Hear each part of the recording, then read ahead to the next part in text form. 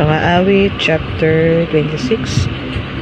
Yung hatulan ako, O Panginoon, sapagkat ako'y lumakad sa aking pagtatapat. Ako naman ay tumiwala sa Panginoon na walang bulay-bulay. Siyasatin mo ako, O Panginoon, at iyong subukin ako.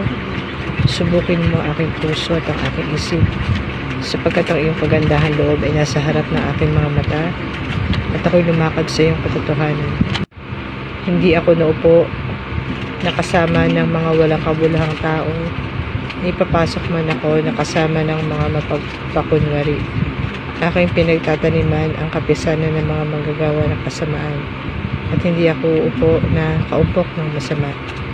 Aking hinugasan ng aking mga kamay sa pagkawalang sala. Sagay aking nilibirin ng iyong dambana, O Panginoon, upang aking maiparinig ang tinig ng pagpapasalamat, at maisaysay ang lahat na iyong kagilagilas na gawa. Panginoon, aking iniibig ang tahanan ng iyong bahay, at tanda ko na tinatahanan ng iyong kaluwalhatian.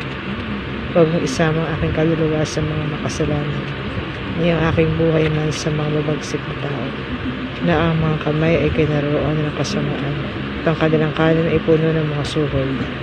Ngunit tungkol sa akin, ilalakad ako sa aking pagtatapat, iyong tubusin ako at mahabag ka sa akin. Ang aking paa ay nakatayo sa isang panatag na dako. Sa kapisanan, sa mga kapisanan ay pupurihin ko ang Panginoon. Amen.